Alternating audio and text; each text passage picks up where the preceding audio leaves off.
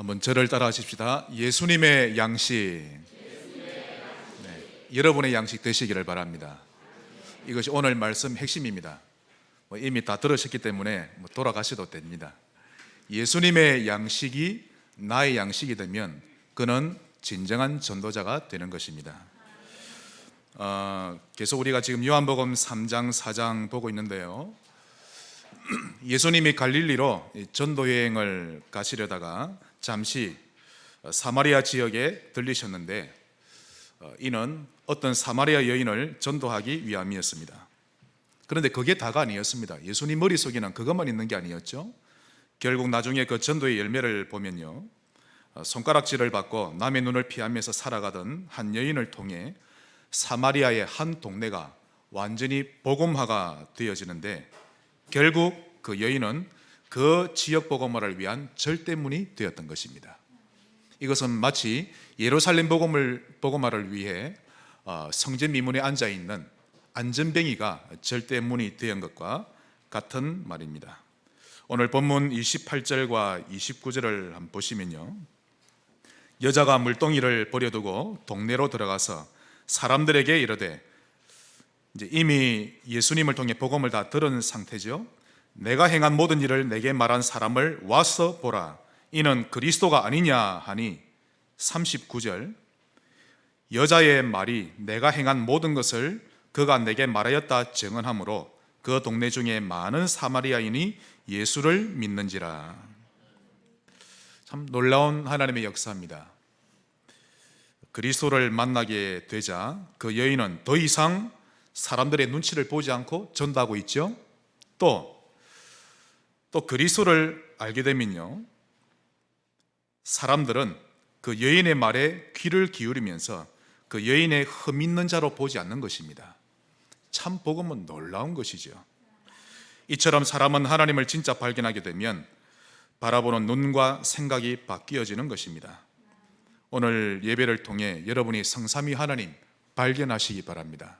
그럼 여러분의 생각 눈 바뀝니다.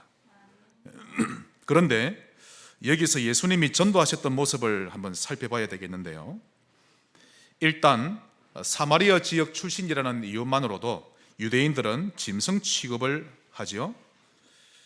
그래서 그녀는 사마리아 출신인데다가 심지어는 그 사마리아의 주민들과 어울리지도 못하면서 살아가는 불쌍한 여인이었습니다. 그 여인에게 주님이 다가갈 때 접촉점이 물이었습니다. 그것은 마침 도착한 곳이 우물가였고 그 여인도 물을 기르러 왔으니 물이 가장 적당한 대화거리였죠. 그래서 처음에는 주님이 전도하실 때 이 물을 마시면 다시 목마르니와 내가 주는 물을 마시는 자는 영원히 목마르지 아니하리라 하시면서 자기 자신을 영원히 솟아나는 샘물에 비유하며 복음 전하셨습니다. 그 주님을 메시아로 발견한 여인은 얼마나 감격되고 기뻤던지 그 물동이를 내팽개 쳐놓고 이제 마을에 들어가 이웃 주민들에게 전도하기 시작한 것입니다. 마침 그때 먹을 것을 사러 갔던 제자들이 주님께 왔습니다. 선생님, 음식을 좀 사왔습니다. 많이 시장하셨죠? 어서 드십시오. 그러자 주님이 이렇게 대답하십니다. 오늘 32절, 내게는 너희가 알지 못하는 먹을 양식이 있느니라 라고 하시면서 이제는 물이 아니라 양식으로 대화거리를 바꾸십니다. 예수님은 그 무엇으로도 복음을 설명할 수 있으시죠. 나는 너희가 알지 못하는 먹을 양식이 있느니라. 예수님은 무엇을 잡수실까요? 예수님의 양식은 무엇일까요? 즉, 주님은 무엇 때문에 사실까요? 주님이 나는 너희가 알지 못하는 먹을 양식이 있느니라 라고 하시자 제자들이 서로 수군거립니다. 누가 잡수실 것을 갖다 드렸나?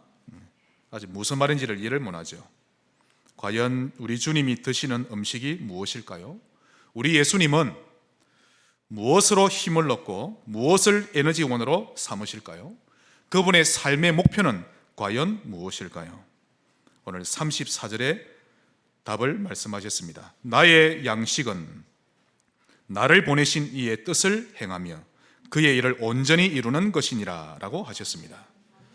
예수님은 무엇을 양식으로 삼으셨고 무엇을 가장 기뻐하셨는지, 어떤 삶을 사셨는지 오늘 짧은 시간 한번 살펴봐야 되겠습니다. 결국 결론적으로 예수님의 양식이 여러분의 진정한 양식 되시기를 바랍니다. 만약 그리 되면 우울증 치료됩니다. 나의 문제가 해결 안 되는 이유는 주님의 양식이 내 거 아니어서. 맞지요? 예수님의 양식이 나의 양식이 되면 모든 정신 문제 해결됩니다. 자, 그 첫 번째로 하나님의 뜻을 행하는 것. 이것이 예수님의 양식이었습니다.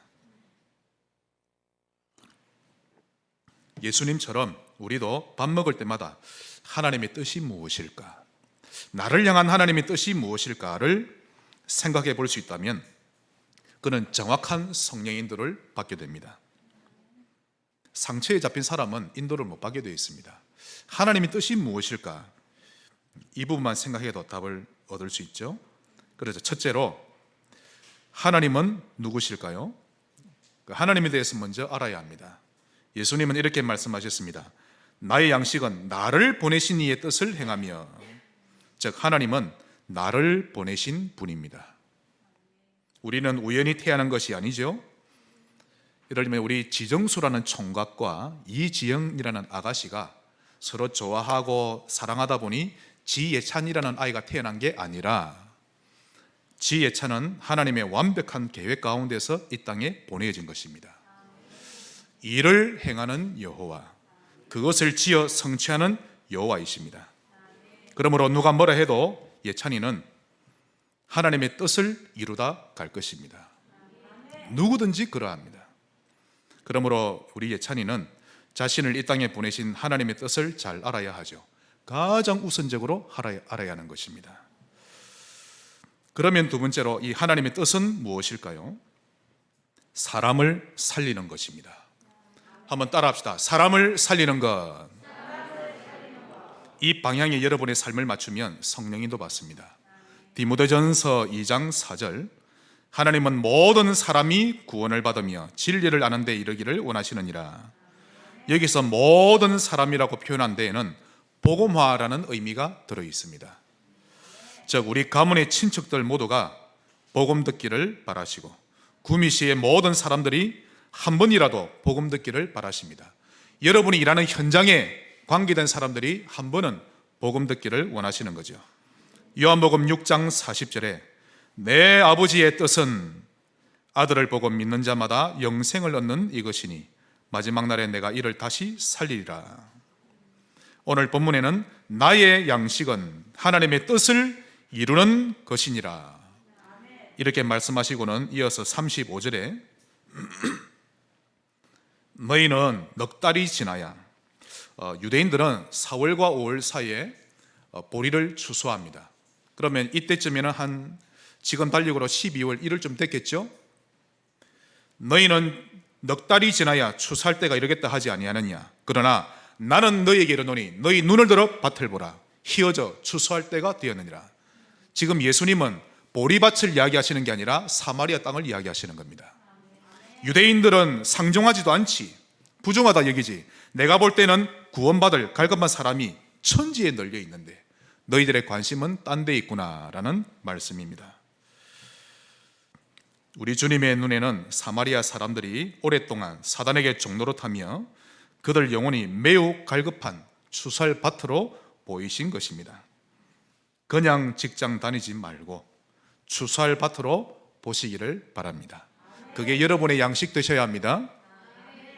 즉 하나님의 뜻은 이런 갈급한 자들에게 복음을 알려서 구원해내는 것, 이것이 아버지의 뜻을 행하는 것이요 그것을 온전히 이루는 것이 당신의 양식이라고 말씀하셨던 것입니다. 너무 배가 고파서 쓰러져 너무 힘든 상황에도 불구하고 주님은 지금 당장 배고픈 것보다 죽은 영혼들을 보니 너무 가슴이 아팠던 것이었죠. 근데 우리는 여기에 마음이 없는 것이 제일 큰 문제입니다. 내 문제에 아야아야 하고 있죠. 그래서 작은 일에 기분 상하면 예배도 안 드리고 조금만 어려우면 원망하면서 전도자의 삶을 멈추어 버립니다. 오늘로 그러한 삶 종지부를 찍으시기를 바랍니다. 오늘 새롭게 출발하시면 됩니다. 다시 말씀드립니다. 예수님은 그냥 갈릴리로 곧장 올라가시면 될 것을 왜 사마리아 여인을 만나러 가셨을까요? 왜 소경 바디메오를 만나러 가시고 왜 각종 질병에 걸린 자들과 소외되고 어려운 사람들에게 가셨을까요? 그것은 자신을 이 땅에 보내신 아버지의 뜻이었기 때문에 그랬던 것입니다. 한 번 더 따라 하십시다. 아버지의 뜻. 여러분의 것으로 잡으셔야 합니다. 예수님의 인생 전체는 사람 살리는 인생이었죠. 지난주에 소천하셨던 우리 구장로님의 인생을 돌아보면 자신이 구원받은 그날부터 사람 살리는 인생으로 직진하셨습니다. 제가 당당히 말씀드릴 수 있죠. 제가 장로님을 안 지도 벌써 한 14, 15년 된 것 같은데요. 구원받은 그날부터 전도자의 인생 직진입니다. 누가 뭐라 해도. 그것이 장로님을 이 땅에 보내신 아버지의 뜻이었습니다. 마가복음 10장 45절, 내가 온 것은 섬김을 받으려 함이 아니라 도리어 섬기려 하고 자기 목숨을 많은 사람의 대속물로 주려 함이니라. 이 한 구절 속에 들어있는 복음 정신, 이 복음 마인드가 우리 구장로님의 영혼 속에 꽂혀버린 것입니다. 그러니 하루도 그 마인드를 잊지 않고 몸으로 실천하며 전도자로 살려고 달려가셨던 것이었죠. 이처럼 복음 속에 들어있는 아버지의 뜻이 우리의 가슴 속에 꽂혀야 그때부터 그것이 힘이 되고 에너지가 되고 활력소가 되는 것입니다. 그리 되지 않으면 백날 예수 믿어도 변화가 없고 날라리 신자로만 살아갈 수밖에 없는 것입니다. 그렇다면 우리가 한 가지를 적용해야 되겠죠. 나를 향한 하나님의 뜻은 과연 무엇일까? 만약 이 질문을 자주 생각한다면 그는 진짜 전도자요 성령인도 받을 것입니다. 누가 뭐라 해도 하나님은 나를 향해 절대 계획, 절대 뜻을 가지고 계십니다. 그게 무엇일까요? 먼저 하나님은 내가 복음 누리기를 원하십니다. 한번 따라합시다. 내가 복음 누리기를 원하십니다. 야, 오늘 저 설교는 우리 남편이 들어야 되는데 잘못 적용한 겁니다. 하나님은 내가 은혜 받기를 바라시죠. 이걸 보고 나의 24라고 합니다. 하나님은 나를 사랑하시고 나에게 모든 관심을 두고 있지 내가 벌어들이는 돈에 관심 있는 것이 아닙니다. 나의 존재 그 자체를 사랑하십니다. 그러니 내가 먼저 복음으로 힘을 얻고 내가 복음화 되기를 바라십니다. 내가 먼저 오직 여호와를 앙망하는 자는 새 힘을 얻으리니가 되기를 바라십니다. 내가 먼저 하나님의 나라는 여기 있다 저기 있다고도 못하리니 먼저 너희 안에 있느니라가 되기를 바라십니다. 나의 24를 향해 달려가시기를 바랍니다. 제발 자기 전에 게임하지 마세요. 제발 잠들기 전만이라도. 너무 중요합니다. 여러분, 영적 상태가. 또한 하나님이 나를 향한 어떤 뜻이 있습니까? 하나님은 나를 통해 교회가 세워지기를 원하십니다. 여러분, 돈 버는 게 본질 아닙니다. 여러분의 업과 결혼, 자녀 모든 것이 결국 결론적으로 교회를 살리기 위해 쓰이기를 바라시는 겁니다. 이것을 교회 24라고 하죠. 그래서 교회에 쓰임받지 못하면 본질을 놓쳤다는 것입니다. 그래서 나의 교회 24보다 더 정확히 표현하면 나의 교회 24입니다. 즉 나를 통해 삶 시대가 살아나기를 원하시죠. 즉 나를 통해 목회자가 살아나는 시대, 나를 통해 중직자가 살아나는 시대, 렘넌트와 부교육자가 살아나는 시대입니다. 그렇게 쓰임 받으시기를 바랍니다. 그런데 그와 반대로 나로 인해 목회자가 힘 빠지고 중직자와 렘넌트들 그리고 부교육자들이 나로 인해 힘들어지게 된다면 안 되지 않습니까? 하나님은 나로 인해 교회가 살아나기를 바라십니다. 이것이 하나님의 뜻이죠. 즉 교회의 보호자요 동력자가 되는 것입니다. 하나님은 나로 인해 구역이 힘을 얻고 살아나기를 바라십니다. 겨우 몇 가정도 안 되는 그 구역원을 하나 되게 못합니까? 정말 부끄러운 것입니다. 여러분, 나 때문에 구역이 하나가 안 된다? 회개하셔야 합니다. 아무리 내가 직분이 없을지라도, 심지어는 그냥 일반 성도라 할지라도 나로 인해 구역이 하나 되도록 그렇게 한번 살아보세요. 빠지고 그렇게 살지 않고 나로 인해 교회가 하나 되게 만드는 것입니다. 하나님의 뜻입니다. 또한 나를 향한 하나님의 뜻 세 번째는, 하나님은 나의 학업, 재능, 즉 달란트를 가지고 사람을 살려내기를 원하십니다. 이것을 업의 24라고 합니다. 더 정확히 표현하자면 나의 업 24입니다. 그러므로 하나님 나라 세우는 식주인 되시기를 바랍니다. 이것이 하나님의 뜻입니다. 큰 두 번째로, 하나님의 일을 온전히 이루는 것. 이것이 예수님의 양식입니다. 온전히 이룬다는 말은 완전히 퍼펙트하게 이룬다는 뜻인데, 첫사람 아담이 죄를 범하고 실패한 것과는 달리 둘째 아담이신 예수님은 사단의 시험에 빠지지 않고 의인으로서 십자가에 달리시고 모든 문제를 완전히 해결하시는 것이 하나님 아버지의 뜻이었던 것인데, 결국 우리 주님은 퍼펙트하게 완전하게 이루어내셨습니다.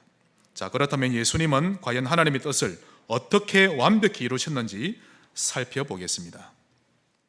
이것을 예수님의 완벽한 5대 사역이라고 볼 수 있겠는데요, 그 첫째로 성육신 하셨습니다. 하나님이신 그분이 사람의 모습으로 이 땅에 오신 것이죠.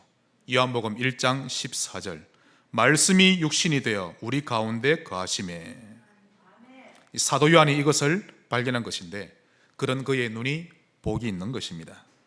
이사야 또한 이 비밀을 발견했죠. 이사야 9장 6절, 한 아기가 우리에게 낳고 한 아들을 우리에게 주신 바 되었는데, 예수님이 오시기 600년 전에 700년 전에 예언한 내용입니다. 그는 전능하신 하나님이라, 그 아기를 보고 영존하시는 아버지라, 평강의 왕이라 할 것임이라. 전능하시며 영존하시는 예수님이 우리 인간을 구원하려고 인간의 모습으로 오신 것입니다. 이것을 발견한 이사야의 눈이 복이 있는 눈이죠. 또한 예수님은 두 번째로 대속물이 되어 죽으셨습니다. 다시 말해서 우리 주님은 죽기 위해 오신 것입니다. 우리 말씀을 보면서 확인해야 되겠습니다. 히브리서 9장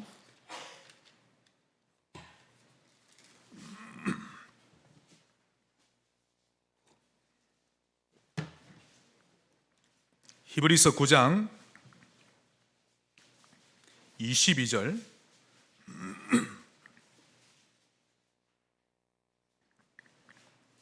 율법을 따라 거의 모든 물건이 피로써 정결하게 되나니 피 흘림이 없은즉 사함이 없느니라. 죽기 위해 오셨던 것입니다. 히브리서 10장 11절 12절, 제사장마다 매일 서서 자주 같은 제사를 드리되 이 제사는 언제나 죄를 없게 하지 못하거니와 오직 그리스도는 죄를 위하여 한 영원한 제사를 드리시고. 14절입니다. 그가 거룩하게 된 자들을 한 번의 제사로, 즉 한 번의 죽으심으로 영원히 온전하게 하셨느니라. 우리를 영원히 의인되게 만드신 것입니다. 세 번째로 다시 살아나셨습니다. 만일 다시 살아나지 않으셨다면 사망 권세는 여전히 왕노릇하게 되었을 것입니다. 고린도전서 15장 17절, 그리스도께서 다시 살아나신 일이 없으면 너희 믿음도 헛되고 너희가 여전히 죄 가운데 있을 것이요 또한 그리스도 안에서 잠자는 자도 망하였으리니. 즉 주님의 부활이 없었다면 우리는 여전히 허물과 죄로 죽은 상태 그대로 있었을 것이요, 또 주님의 부활이 없었다면 예수님 믿고 먼저 죽었던 자들의 부활도 없는 것입니다. 그들은 부활을 믿고 숨겼던 것인데 그들의 믿음이 다 헛것이 되고 만다는 말씀이 됩니다. 하지만 우리 주님은 사망 권세 깨뜨리고 3일 만에 부활하셨습니다. 잠자는 자들의 첫 열매가 되신 것입니다. 네 번째로 하신 사역은 지금은 하늘 보좌에 앉으셔서 성령으로 역사하고 계십니다. 천국에 가셔서도 하나님의 일을 온전하게 완전하게 이루어가고 계시죠. 세례 요한이 예수님에 대해 표현합니다. 마태복음 3장 11절, 그는 성령과 불로 너희에게 세례를 베푸실 것이요. 역시 세례 요한은 성령의 감동을 받으며 살았던 전도자였던 것입니다. 우리 예수님은 지금도 성령으로 함께하며 역사하고 계십니다. 다섯 번째로, 우리 주님은 결국 다시 오실 것인데 재림주로 오실 것입니다. 이 사실 또한 세례 요한이 누리고 있었죠. 마태복음 3장 12절, 손에 키를 들고 자기의 타작마당을 정하게 하사 알곡은 모아 곡간에 들이고 쭉정이는 꺼지지 않는 불에 태우시리라. 주님이 다시 오실 때에는 천사들과 함께 나팔 소리와 함께 강림하실 것입니다. 그때는 그리스도 안에서 죽은 자들, 즉 믿음의 조상들이 먼저 부활하고 그 후에 믿는 우리들도 함께 구름 속으로 끌어올려 공중에서 주를 영접하게 될 것인데, 그때부터 영원히 주와 함께 살 것입니다. 믿지 않는 자들은 주님의 심판을 받고 마귀와 그의 졸개들과 함께 영원한 불못에 던져지게 될 것입니다. 이와 같이 우리 주님은 아버지 하나님의 뜻을 완벽하게 이루셨고 이루어가고 계신 것입니다. 그러면서 하나님은 우리들도 그 구원을 온전히 누리기를 원하십니다. 한번 따라합시다. 온전히 누리기를 원하신다. 저 구원받은 성도가 창세기 3장에 갇힌 채 살아가는 것을 원치 않으시고 거기서 빠져나오기를 바라십니다. 이 구원은 죽어서 천국 가는 구원이 아니라 우리의 생각과 삶이 옛 틀에서 구원받는 것을 말합니다. 복음을 못 누리게 하는 고정관념, 애굽 근성, 거지 근성, 여기서 빠져나오기를 바라시는 것입니다. 나 중심에서 해방되시기를 주의 이름으로 축복합니다. 제가 아무리 생각해도 참 사람의 생각이 무서운 거 있죠. 정말 무섭습니다, 여러분. 이 고정관념 생각대로 인생이 펼쳐져 갑니다. 평상시 여러분의 생각은 환합니까? 아니면 어두컴컴합니까? 여러분의 생각 속에는 감사가 많이 있습니까? 아니면 뭔가 불만이 많습니까? 만일 지금 불행하다고 느낀다면 그것은 환경 때문이 아닙니다. 사람 때문도 아니죠. 아무리 환경이 좋아도 지금 내 생각이 어두우면 나는 불행하다라고 느끼는 것입니다. 아무리 환경이 열악해도 내가 생각하기를 여호와께서 지금 나와 함께하고 계시구나 라고 깨달아지면 나는 행복을 느끼는 것입니다. 하나님이 나를 이 시대에, 좀 전에 우리 전우님 기도하신 대로 나를 남은 자로, 순례자와 정복자로 보내셨구나. 내가 어쩌다가 이런 은혜를 받았던가. 그것도 70억 인구 가운데서 나를 택하고 불러주셨다니 참으로 하나님의 사랑이 한이 없고 놀랍다. 이렇게 생각을 품게 되면 아무리 환경이 열악해도 나는 행복하다라며 느끼면서 살게 되는 것입니다. 생각이 구원받아야 온전한 누림을 체험할 수 있는 것입니다.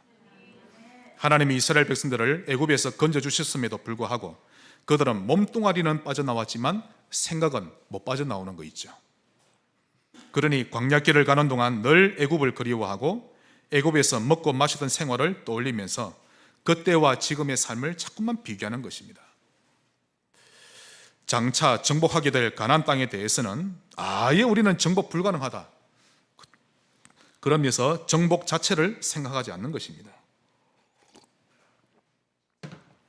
돈 드는 것도 아닌데 그냥 머릿속으로 가나안의 영토 전체를 딱 10등분 12동가리 내가지고 여기는 르우벤 지파, 갓 지파, 단 지파, 무슨 지파, 베냐민 지파 이렇게 나누면서 그림 그리며 살면 되는데 아예 정복 못할 것이라고 포기하며 삽니다. 그러면서 하는 말이 영적 서밋 그런 것은 목사님이나 장로님들이 하는 거지 나는 전혀 그런 거와 상관없어, 이렇게 포기하고 삽니다. 오늘 하나님의 음성으로 들으시고 새롭게 인생 설계하시기 바랍니다. 세상에서 성공 좀 했다는 사람들은 다들 이렇게 말합니다. 우리가 한 번 사는 인생인데 한 번쯤은 자신의 일을 제대로 성공시켜 놓고 죽어야 하지 않겠는가. 저도 동감합니다. 맞는 말이요, 멋진 말입니다. 그러나 그것보다 몇 천만 배, 몇 억 배 더 중요한 말이 있습니다. 우리가 한 번 사는 인생인데 한 번은 성령으로 충만해져서 권능 받아봐야 하지 않겠는가? 한 번은. 불신자도 아니고 하나님의 백성인데 한 번쯤은 내 안에 계신 성령으로 충만해봐야 되지 않겠습니까? 충만이라고 하는 것은 이 컵에 물을 담을 때 조금도 빈틈이 없이 가득 채워져서 흘러 넘치는 것을 보고 충만이라고 합니다. 즉, 내가 내 생각에 걸려들지 않을 만큼 내 속에 하나님의 말씀이 가득 담기는 것입니다. 나를 하나님의 영이 지배해버린 상태가 성령 충만한 것이죠. 한 번은 이런 상태를 체험해봐야 되지 않겠습니까? 나의 있는 모습 그대로 인정하고 나도 나를 평가하지 말고 나를 인정하고 매일 1분씩이라도, 제가 여기 올라오기 전에 또 기도했거든요. 모든 문제 해결하신 그리스도시여 나를 붙잡으시옵소서. 기도하고 왔거든요. 시공간을 초월하는 창조주 성령께서 오늘 나를 붙잡아 주옵소서. 매일 한 분씩이라도 출근하기 전에 출근해서 집에 와서 내 안에 성령으로 임하신 주님, 나를 사용하여 주옵소서. 하나님의 영광을 위해 사용하여 주옵소서. 한 번쯤은 우리가 하나님의 영에 잡혀봐야 되지 않겠습니까? 그것은 사모하는 것으로 출발이 됩니다. 간절히 원하면 예수님과 같은 영적 상태가 되고 나를 보내신 하나님의 뜻을 온전히 이루게 될 것입니다. 근데 내 마음에 사모하는 마음이 없으니까 잘 안 되는 거지요. 하나님을 사모하세요. 138 오직 그리스도, 오직 하나님의 나라, 오직 성령으로 충만한 것입니다. 사모하는 신자 되시기를 바랍니다. 마지막 큰 세 번째입니다. 나의 완전한 3대 사역. 예수님은 하나님이니까 완전한 사역이 되지, 과연 나도 될까? 됩니다. 그래서 나의 완전한 3대 사역, 내가 어떻게 하면 나도 완전하게 하나님의 뜻을 이룰 수 있을까 하는 말이죠. 그 첫째로 나 중심이 아니라 하나님이 중심이 되면 됩니다. 여러분을 망치는 것은 나 중심입니다. 그래서 계속 말씀을 듣는 것이죠. 생각이 바뀔 만큼. 그래서 하나님 중심으로 되어지는 것을 보고 오직 그리스도라고 합니다. 그리스도가 아니라 오직 그리스도. 오직 창세기 3장 15절, 오직 요한복음 3장 16절, 오직 마태복음 16장 16절. 즉 창세기 3장 15절, 여자의 후손이신 예수 그리스도, 이 이름으로 귀신을 쫓아내고 저주를 쫓아내며 사는 것입니다. 나 중심으로 살면 모순투성이가 될 것인데 하나님 중심으로 살면 완전한 사역이 되는 것입니다. 또 두 번째로 사는 목적도 없이 그냥 의식주를 위해 살고 서론이나 껍데기를 위해 시간을 보낼 것이 아니라 하나님 나라를 위해 사는 것입니다. 이것을 오직 하나님 나라의 일이라고 합니다. 이를 위해 내 마음에서부터 옥토운동을 일으키는 것입니다. 여러분의 마음을 기름지게 하세요. 복음이 세상에서 가장 값진 보화로 보일 때까지 옥토운동 하는 것입니다. 그때부터 누룩처럼 하나님 나라가 확산되어져 갈 것입니다. 즉 노아처럼 내가 구원의 방주를 만들어가는 삶이 되는 것이죠. 그 방주 속에 많은 사람을 들어오게 하는 것입니다. 이것이 가장 완전한 사역입니다. 세 번째로 이 모든 일을 하나님이 우리에게 너 스스로 해내라 라고 하셨더라면 저는 당연히 포기했을 것인데 우리 주님은 오직 성령이 임하시면 너가 권능을 받고 나의 증인이 되리라. 이것을 오직 성령이라고 합니다. 이렇게 오늘 이 세 가지가 나의 사역을 완벽하게 해줄 3대 사역입니다. 이 세 가지를 항상 기억하고 항상 사모하며 사시기를 바랍니다. 요셉도 그러했고 다윗도 바울도 그렇게 살았던 것입니다. 하나님이 죄를 짓고 타락한 인간에게 주신 최고의 선물이 바로 이 세 가지입니다. 그리스도, 하나님 나라, 성령의 역사. 이것은 창세기 1장 27절에 원래 인간이 받은 축복을 누리는 것과 똑같죠. 그러므로 이 세 가지를 누리면 여러분은 그때부터 플랫폼이 됩니다. 좋은 징검다리가 된다는 것입니다. 우리가 받을 응답 중에 가장 큰 응답은 우리가 아름다운 플랫폼이 되는 것입니다. 한번 따라 하십시다. 나로 인하여. 네. 여러분 때문에 주변 사람이 복을 받는 것이죠. 여러분은 어느 정도로 복을 받으셔야 되는가 하면 구미시 신문에 소개될 만큼, 또 대통령상을 받을 만큼 얼마나 많은 사람에게 복을 줬든지, 우리 렘넌트 가운데 정치인으로 들어가면 대통령 후보에도 나올 만큼 아름다운 플랫폼 꼭 되시기를 바랍니다. 큰 부자가 되는 것보다, 건강하게 되는 것보다 나로 인해 다른 사람이 복음을 알게 되는 그런 징검다리 역할을 하게 되는 것이 응답 중에 응답인 것입니다. 나로 인해 천하 만민이 복을 받게 되는 플랫폼 되시기를 바랍니다. 오늘 본문의 주님은 하나님의 뜻을 행하는 것이 자신의 양식이라 하셨는데, 여러분은 오직 그리스도, 하나님 나라의 일, 오직 성령이 여러분의 양식 되시기를 바라고 그 안에서 기뻐하며 즐거워하시기를 바랍니다. 말씀의 결론을 맺겠습니다. 특히 우리 중직자분들께 말씀을 드리고 싶은데요, 누구보다도 우리 중직자분들은 교회의 지도자입니다. 오늘 말씀을 통해 여러분의 참 양식을 편집하셔야 합니다. 이런 점검도 없이 그냥 본능대로, 체질대로 살아가지 말고 내가 하루를 살아도 무엇을 주 양식으로 삼으며 살까, 이것을 생각하고 편집하며 사시기를 바랍니다.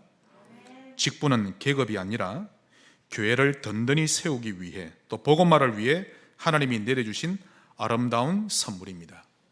그 직분을 가장 잘 실천하는 방법은 바로 사모너를 가지고 사는 것입니다. 각자의 스타일에 맞게 사모너를 가지고 사시기를 바랍니다. 특히 우리 렘넌트들, 청년들, 만일 사모를 하는 것이 싫으면 결혼도 하지 마세요. 결혼하지 마시기 바랍니다. 사모늘이 싫다는 것은 하나님 앞에서 사는 것이 싫다는 것인데, 그런 영적 상태로 결혼을 해봤자 가정을 하나님 앞에서 꾸리지 못할 것 뻔하고 불신자와 다를 바 없는 가정으로 만들 것이 뻔한데, 또 자식을 낳아도 가인이나 에서처럼 기를 것이 뻔한데 뭐하러 결혼합니까? 아, 목사님이 오늘 나보고 결혼하지 말라 하시는구나, 이렇게 들린다면 그 청년은 영적 IQ가 20밖에 안 되는 정말 무너진 상태입니다. 지금 그 말이 아니죠. 이제부터 하나님 앞에서 내 인생을 편집, 설계, 디자인해라는 말인 것입니다. 100% 실천 못해도 전혀 상관없습니다. 이 각오와 도전을 가슴에 담고 살라는 말입니다. 우리 마지막으로 말씀 한 군데만 더 살펴보겠습니다. 마태복음 12장입니다.